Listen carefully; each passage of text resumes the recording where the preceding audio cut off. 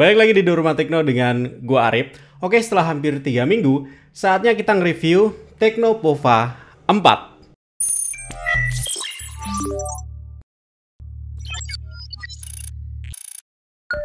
Kalau misalkan ditanya HP harga 2 jutaan apa yang recommended buat gaming, gue bakalan merekomendasikan Tecno Pova 4 ini guys. Tapi kalau misalkan alasannya untuk pemakaian sehari-hari sebaiknya dipikir 2 kali. Apalagi untuk alasan foto dan juga videografi, mending cari-cari lagi. Ini semua bakalan gue bahas di video reviewnya. Gue mulai dari alasan kenapa Tecno Pova 4 gue rekomendasikan buat gaming terlebih dahulu. Baterainya badak guys. Ya meskipun dibanding Tecno Pova 3 kemarin, ini disunat 1000 mAh, tapi soal masa pakainya lebih panjang. Hal ini karena Tecno Pova 4 ini pakai mesin yang lebih irit dan layar yang ngebikin HP ini lebih hemat konsumsi dayanya. Berdasarkan benchmark PCMark, HP ini bisa dapetin Work 3.0 battery life 16 jam 2 menit. Skor yang oke ya jika dibandingkan dengan Tecno Pova 3 kemarin. Tapi sayangnya buat ngecas masih lama, karena dari persentase 12 ke 100% butuh waktu 3 jam lamanya. Kalau saran gue, kalian simpan aja charger originalnya dan kalian gunakan charger aftermarket yang kalian punya. Untuk charger Ugreen 100 watt yang biasa gue pakai ini punya output daya yang sedikit lebih baik.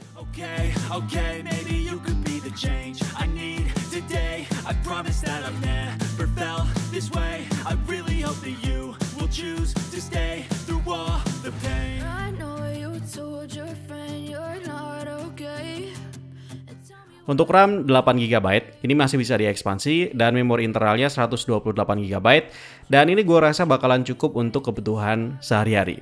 Bahkan buat download banyak game masih bisa.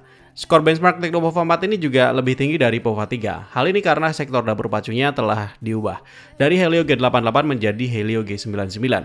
Peningkatannya jauh banget. Fabrikasinya jauh lebih update dari yang sebelumnya, masih 12 nanometer, kini sudah 6 nanometer. Dan juga yang terpenting adalah skor benchmarknya meningkat jauh, dari kisaran 250 ribuan di Tecno Pova 3 menjadi 360 ribuan di Tecno Pova 4 guys. Gue juga sudah uji coba dengan melakukan benchmark tes 10 kali. Hasilnya di pengujian pertama mendapatkan skor 368.734, kedua 370 ribuan, ketiga 377 ribuan, keempat 380 ribuan, kelima 376 ribuan, keenam 379 ribuan, ketujuh 376 ribuan, ke-8 sempat crash di akhir pengujian, namun setelah di back skornya keluar dan dapat skor 370 ribuan, ke-9 dapat 380 ribuan, dan ke-10 376 ribuan. Performa yang didapat cukup stabil. Di 4 pengujian pertama cenderung naik, setelahnya naik turun namun masih stabil di atas 370 ribuan. Stabilnya performa benchmark loop testnya ini adalah bukti dari chipset Helio G99 yang lebih dingin dari Helio G88 di Tecno Pova 3 sebelumnya. Imbas dari teknologi fabrikasinya yang 2 kali lebih kecil. Gue heran aja sih, kenapa masih banyak yang bilang kalau Helio G95 yang mana juga masih menggunakan fabrikasi 12 nanometer seperti Helio G88, itu malah dibilang lebih bagus dari Helio G99 ini. Padahal kan jelas banget, secara fabrikasi aja udah beda. Karena teknologi fabrikasi itu sangat berpengaruh apalagi ke suhu dan juga stability dari chipset itu sendiri. Ya gue paham sih, mungkin alasannya adalah karena GPU-nya yang lebih oke. Tapi apa artinya grafis game lu HD, tapi saat dimainin sering banget frame drop. Jadinya kan bottleneck. Dari pemantauan suhu selama benchmark loop test, suhunya cenderung naik namun naiknya bertahap dan tidak ekstrim seperti Tecno Pova 3 yang kemarin, yang di awal benchmark bahkan langsung naik 6,2 derajat Celcius. Padahal kedua smartphone ini secara sistem pendinginan nggak pakai teknologi yang jauh berbeda.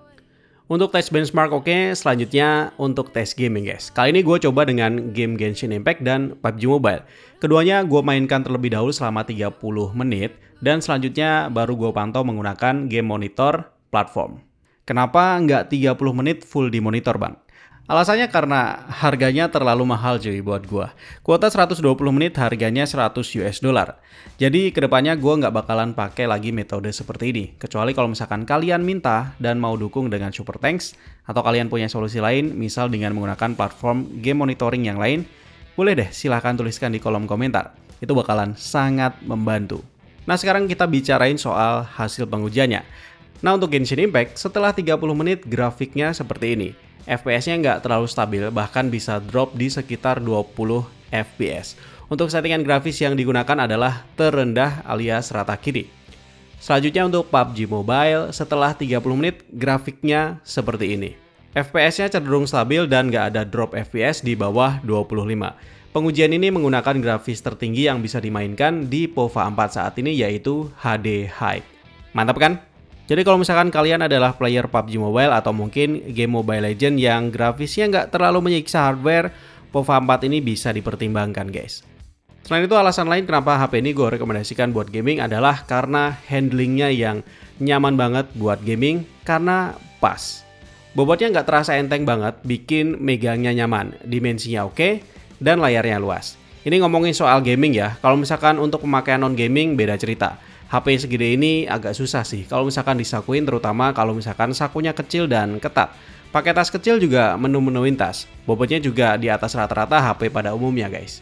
Untuk desain secara keseluruhan termasuk back panelnya, gue rasa kalian punya penilaian masing-masing lah ya. Jadi gue kembalikan lagi ini ke kalian. Soal ukuran layar yang gede nggak ada masalah. Justru ini nilai plus mengingat balik lagi, sepertinya HP ini memang lebih condong untuk pemakaian gaming. Tapi apa ya, layarnya senyaman itu buat gaming. Gue udah nyobain Tecnopova 4 ini buat gaming dan jujur aja guys, sejauh ini nggak ada masalah soal respon sentuhan. Hanya saja perlu dicatat, layar ini hanya mendukung multitouch hingga 5 sentuhan aja. Ngefek atau nggak buat kalian, itu tergantung kalian sendiri. Kalau misalkan buat gue yang bahkan main PUBG Mobile, sampai dengan 5 jari, jujur aja nggak terlalu ngaruh. Hal krusial lain yang harus diperhatikan adalah resolusinya. Ini adalah layar HD Plus yang berarti secara resolusi nggak setinggi layar Full HD pada kebanyakan HP di atas harga 2 jutaan. Suka atau tidak, grafis yang ditampilkan memang kurang tajam, dan buat mata kalian yang terbiasa menikmati grafis tajam, harus menyesuaikan dulu beberapa waktu. Tapi setelahnya gue rasa bakalan oke-oke aja, sama seperti yang gue alamin.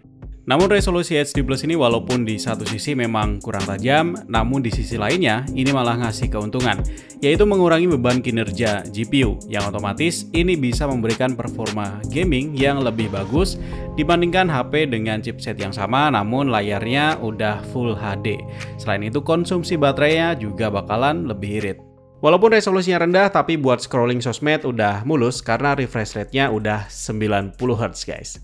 Stereo speaker di POVA 4 ini jujur lumayan membantu saat main game tanpa headset, terutama pada game PUBG Mobile. Namun suara antara kiri dan kanan tidak imbang karena satu menghadap ke depan, satu lagi menghadap ke samping.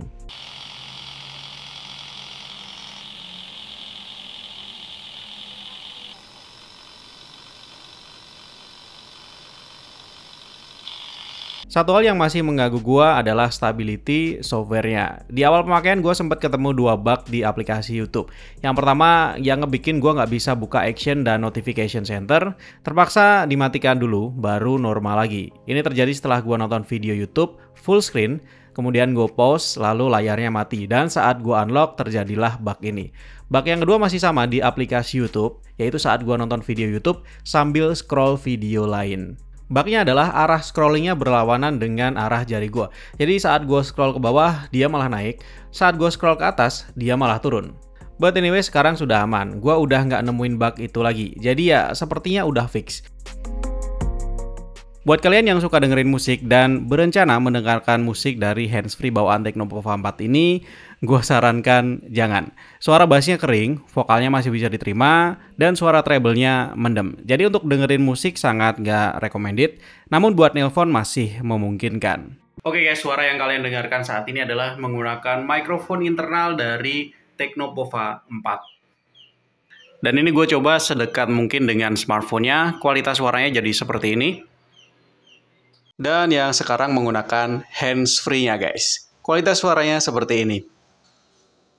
Dan yang sekarang menggunakan mikrofon dari KZ ZSN Pro X dengan kabel dan juga mikrofon standarnya. Nah sekarang ke bagian yang nggak paling gue rekomendasikan, yaitu kamera. Alasan gue nggak merekomendasikan HP ini untuk kalian yang suka foto-foto dan video adalah hasil kameranya yang terlihat nggak ada peningkatan kualitas dari Tecnopova 3 yang sebelumnya.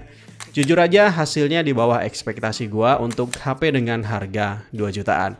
Ketajamannya kurang, warnanya pucat, dan kualitas foto di malam hari masih kurang. Oke guys, ini dia untuk hasil sampel video Full HD 30 fps dari Tecnopova 4. Ini kurang lebih gue bicara sekitar 1 jengkal dari smartphone-nya. Jadi bisa kalian dengarkan juga untuk kualitas suaranya seperti apa. Untuk kondisi sore hari, langit mendung. Jadi untuk cahayanya lumayan minim.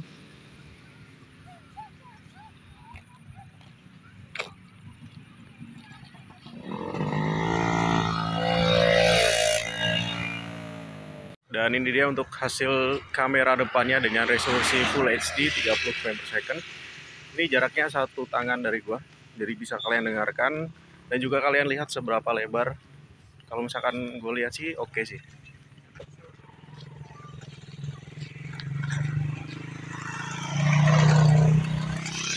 Balik. Lumayan terang kalau misalkan dibanding dengan kamera utamanya tadi. Untuk kestabilan gambarnya juga bisa kalian cek sendiri guys seperti apa. Jadi intinya buat gaming gue merekomendasikan HP ini karena performa gamingnya bagus guys. Megangnya juga enak. Terus kemudian suhunya relatif aman dan juga stabil. Dan yang terpenting baterainya ini tahan lama. Untuk pemakaian kasual seperti sosial media bukan HP yang terbaik sih. Tapi nggak buruk-buruk juga. Tapi kalau misalkan udah menyangkut soal foto-foto dan juga video, gue nggak merekomendasikan HP ini. Sebaiknya kalian cari HP lain yang kameranya lebih bagus. Baik dari sensornya maupun softwarenya. Itu aja guys review Tecnopova 4 dari gua.